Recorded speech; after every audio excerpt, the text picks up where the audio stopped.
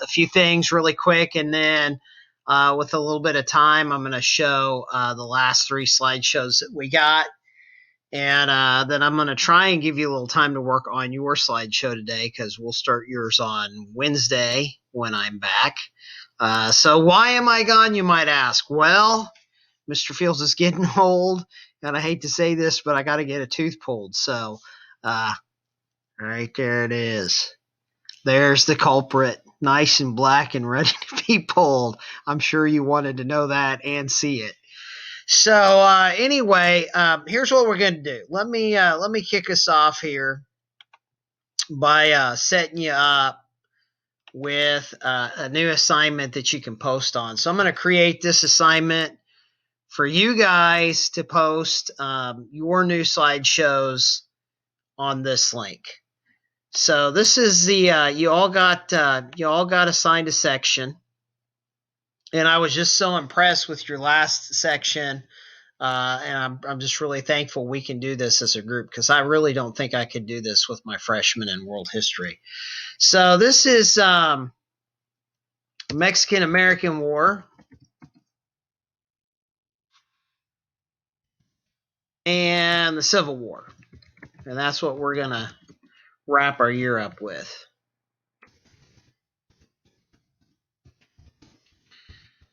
And what I'm going to do here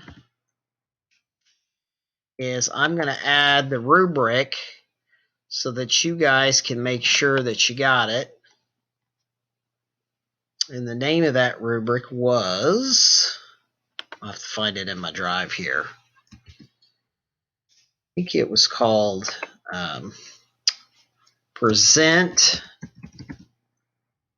Topic in History. Let's see what pops up here.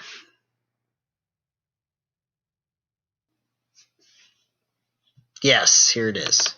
All right, so I'm going to load that, and that's on there. And then when you guys go ahead and build your slideshows, go ahead and load it on this link.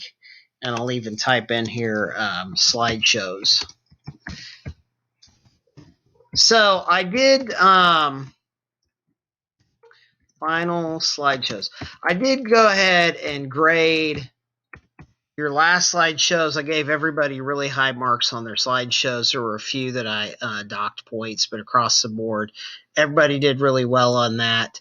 And here's the criteria. So you might want to check your grades. Remember, these presentations are worth 20 points. You guys put time into them, so they're worth the 20 points. So you're supposed to read your section. You got 7 slides, right? And what you're going to do is you're going to make the who, what, when, where, why, or how it took place. And then so a couple things that you want to do on that is you need to have your map for the where. So place a map on there, and then we need some kind of a date from you. So you're going to submit your slideshow on Google Slides on that link that I just provided. Paste a map of where events took place. Yep, already told you that. Make one multiple choice question. That's going to be on your final. We'll look at your final exam study guide here in a minute. And here it is. History assignment will be graded using the following criteria. So 4 points for an appropriate show. No problem there with anybody. 1 point on the 2. 4 points on the cause, which would be the what. 1 point for answering the question where with a map. 1 for the when. 4 points for the why, basically the effect that took place. And then 4 points for presenting in class. A lot of you got out of that 4 points because I did that right here on these videos. And then 1 point for making a multiple choice question. I did notice that I didn't put anything on there about putting pictures on there, but I noticed a lot of you had some really good artwork that fit in well, and Andrew Ball took an extra step just to kind of doctor his up with some funny pictures. But a lot of times pictures are worth 1,000 words, so find a good picture to put on your slideshow. All right, so there's your rubric. That's what I'm going to be grading you on.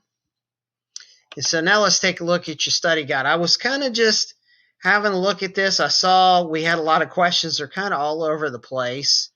And Isaiah Denton had mentioned putting that on a PowerPoint or a slideshow, which might have been a little bit better because of stuff like this. So what you want to do here is you come in, and Riley Carter made this one. So notice how that goes to 9. All I have to do is hit the tab button, and boom, it's a little tiny A, Riley.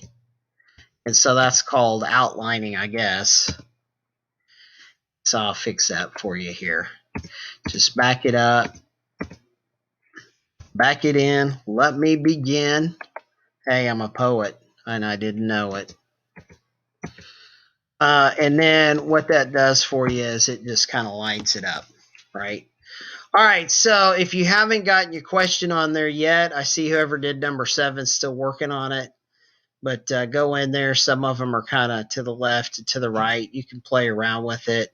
Maybe I'll organize it a little bit better for you. See, we got 22 on there. I know there's 28 kids in class, so we need to have all 28 questions on there. That'll be your study guide for the final exam. And then we're going to put the new questions from your new slideshow on. So let's go ahead and look at the slideshows that Nikki and Leah and Kaylee did. So this is Nikki's presentation on the Mormons. So we're moving out west still. And as we get out west, we have conflict with 2 different groups. One are the Native Americans, and the second group is the Mexican Americans. Well, I guess they would be the Mexicans. We invaded their territory, right? So Mormons Find Refuge by Nikki Lewis. Oh, and she's got a primary source. Well done, well done. It looks like it's a poem. Interesting. All right, so who? The Mormons. Get my face out of the way here. And there's a nice picture of a Mormon family.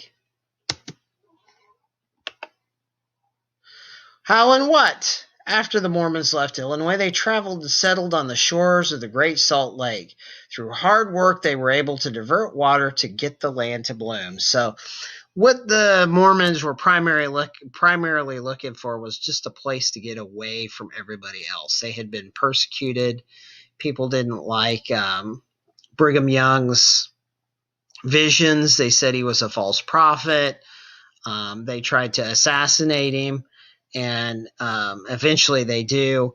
And so the leaders of the Mormons move out to what they considered to be a desert paradise. They find a salt lake, and there's a river that feeds the salt lake. So they channeled the river waters to make farm fields, and they were able to farm out in the desert, and they were isolated and away from everybody else and could be left alone and weren't persecuted. So they moved out to Salt Lake for religious freedom. Okay, what is now Utah? And you can see here's their trail, a lot like the Oregon Trail. They end up in Salt Lake. Okay, when in 1847 Brigham Young led the Mormons to the lake. Moreover, by 1860, there were about 40,000 living there. Wow, that's quite a few, actually more than what I thought. Notice Brigham surrounded by women. The Mormons, there were more Mormon women than there were men, and they definitely had the belief that they could marry more than one woman. I think there might have been a show on the Discovery Channel once called Sister Wives. It's about the Mormons. Okay, Book of Mormon. So remember, they had their own book based off of Brigham Young's visions, and he envisioned that the Native Americans were a lost tribe of Israel, right? And so why? They were seeking a safe place to practice their religion, religious freedom, big theme in American history.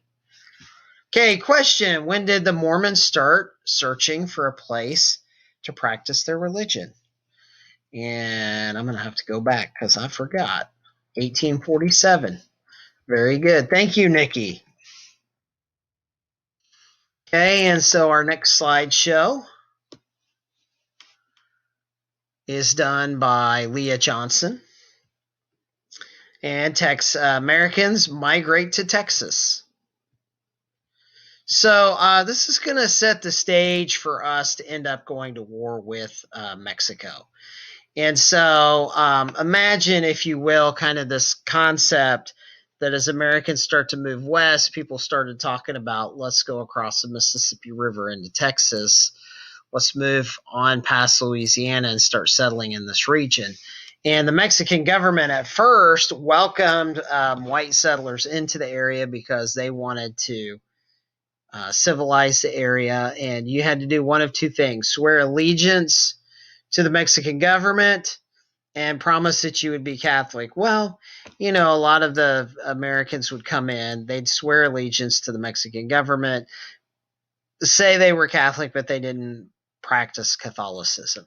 The other thing was Mexico had made slavery illegal, and so the Americans, they wanted their slaves. And so those that were settling in Texas tried to bring in slaves, and that was one of the things that led to their movement for independence. So we'll talk all about this. This is the Alamo and all the fun stories that go with the Alamo. So Americans migrate to Texas, and this is kind of an interesting thing to note. Texas is the only state that was its own country. So what happens is lots of Americans move into Texas. They mix with the indigenous Native Americans and the Tejanos that live there. The Tejanos were Mexicans that called themselves Texans. That's where we get the name Texas. And they kind of formed a coalition and broke away and formed the Republic of Texas. So who? American colonists, also known as Anglo-Texans.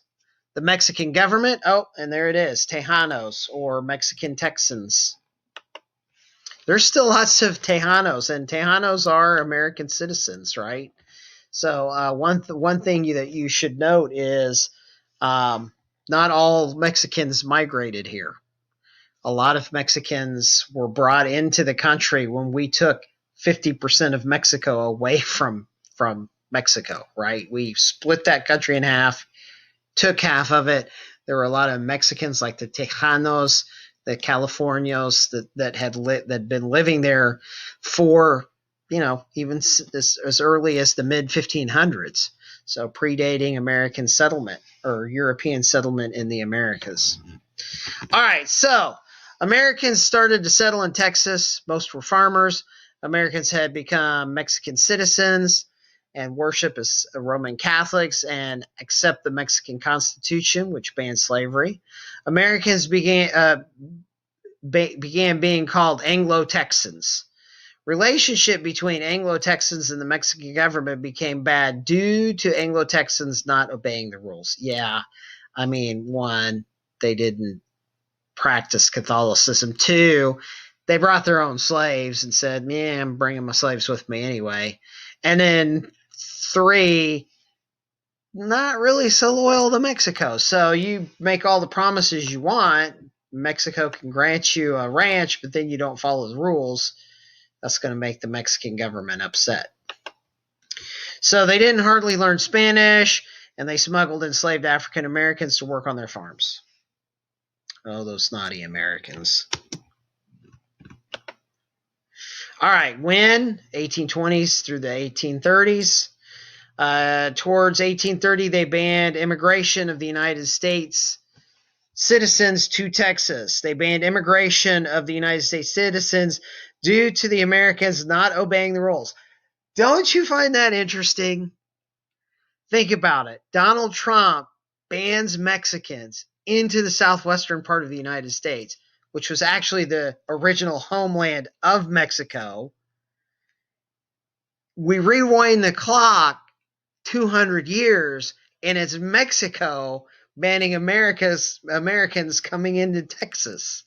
I just find that fascinating. Anyway, they did not build a wall, and we kept coming, and eventually we took Texas away. Or I should say the Anglo-Texans revolted and formed the Republic of Texas. All right, where Texas? Americans came to the southwest of Texas. This picture shows how Americans migrated to Texas in wagon trains. Nice picture. Americans wanted cheap land grants to expand their farms and plantations. After disobeying rules they agreed to Anglo-Texans were dismayed by the Mexican government, which was unstable. All right, so I think what she's trying to say here is that they were disobeying the rules. The Mexican government didn't like it, and Mexico was a very big place at the time. Keep in mind, it's double the size, right? And so I think that the Americans that were settling into Texas were a little dismayed at how inefficient their government was compared to maybe how much more organized the U.S. government was. Okay, multiple choice question. What were the Americans who migrated to Texas called? Anglo-Texans. Excellent, very good. All right, and our last slideshow, and then I'm going to cut it short here. At least I'll try and cut it short and give you guys some time to work on your slides. All right, so eventually the Texans revolt. See how much time we got on the clock. All right, good enough. Plenty of time.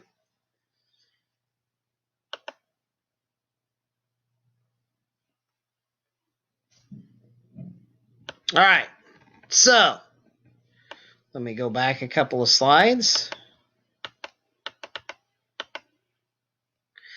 The Texans revolt. Put myself in the bottom corner. I'll banish myself so my head's not in the way.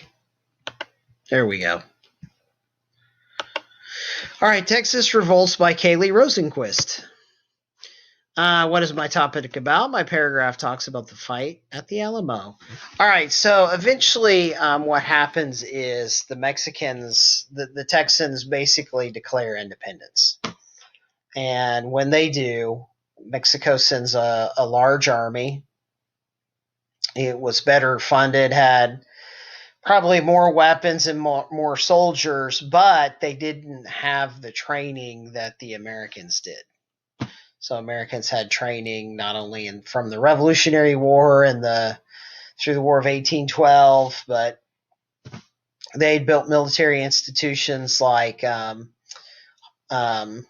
West Point for military officers, and so they had men who had been trained and fought in wars. Okay, so what happens? It starts with Antonio Lopez Santa Anna seizing power in Mexico in 1834. In 1835, Anglo-Texans and Tejanos rebelled, seizing the Mexican garrisons. In March of 1836, Santa Anna forces attacked the small Texas garrison at the Alamo. This lasted 12 days, but Mexican troops breached the walls of the Alamo. Santa Anna ordered defenders to be slaughtered, and he did. He slaughtered the defenders. The people at the Alamo were greatly outnumbered. And so that's something maybe that people don't realize, but they're outnumbered something crazy like 10, 12 to 1. And the Mexicans have cannons, and they just bomb the Alamo, basically turning the walls to rubble. And the Americans fight to the last man. And so what the Alamo does is it becomes a rallying cry for the rest of the Texans. And at the Alamo, they had some famous people like Davy Crockett, who's killed at the Alamo. And what they do is they're able to hold Santa Anna's army up for a few weeks while the rest of the Texans are able to gather their army under Sam Houston. Okay, so when does it take place? The years listed are 1834 to 1836, and the fight takes place in March of 1836. And there is a picture of the Alamo, I believe. It was like a missionary, which was like a church with a wall around it. Then the missions were originally put in place to convert the Native Americans to Christianity, but they made excellent fortresses. So why or how does this take place? This takes place because Mexicans wanted Texas territory for themselves. This is the cause of fights that happened in early history. So many fights that happened in early history. Yeah, I mean, it's a fight over who's going to control Texas. And the Texans, I mean, pretty much decide when Santa Anna takes control of Mexico that they're going to break away and independently form their own country that we know as the Republic of Texas. Now, eventually, Texas applies for statehood and becomes annexed by the United States, which leads the United States into war with Mexico. Mexico basically tells the United States, do not annex Texas. Do not annex Texas. If you annex Texas, it will be like a declaration of war. And we went ahead and annexed Texas anyway, and then took the other 50% of Mexico away. All right, question. Who seized power in Texas in 1834? That would be B, Antonio Lopez Santa Anna. All right, gang. I want to give you some time to work on your slides today. Just remember, here, let me see how much time we got. Good, perfect. I did that just the right amount. So you should still have about half a class to work on your slideshows. So really quick, the two things I want you. Let me flip back here. Don't forget your final exam study guide. It looks like out of the 28 kids we got in class, what was it, like 21? And I want to say I put 2 of those questions on there. So we've got another 8 kids that need to put questions on there. And you can play around with the formatting of it if you want. If somebody wants to go in and clean that up, they can. I can try and clean it up a little bit. And then we're going to add your second round of questions to this, and that's what I'm going to pull your questions from. Oh, I can see Kaylee did question number 22 there, so that's perfect. That's excellent. So, and notice how she has it highlighted there. That way you guys can study the answer and you can kind of know, and I'll put that on your Google quiz for your final exam. All right, let's go ahead and again, there's your, don't forget, this is your rubric for what points I'm going to take for it. And then finally, just make sure that you post it. Oh, I need to assign that. Let me go ahead and assign that for you. Yep, there it is. So now if I go back to our stream, you should see this tomorrow. It'll be listed under December 7th. So just know that it's the Mexican-American War and the Civil War final slideshow. So that'll be your final assignment for your final points. And then we'll use those slideshows to build that study guide. And we'll use that study guide to take your final exam next week. Yay, then we're done for 2020. What a crazy, weird, wild year. All right, guys, good luck on building those. Hope you enjoyed them. I know I enjoyed it, and I'm looking forward to seeing you on Wednesday. Sorry about the tooth. Got to get it taken care of.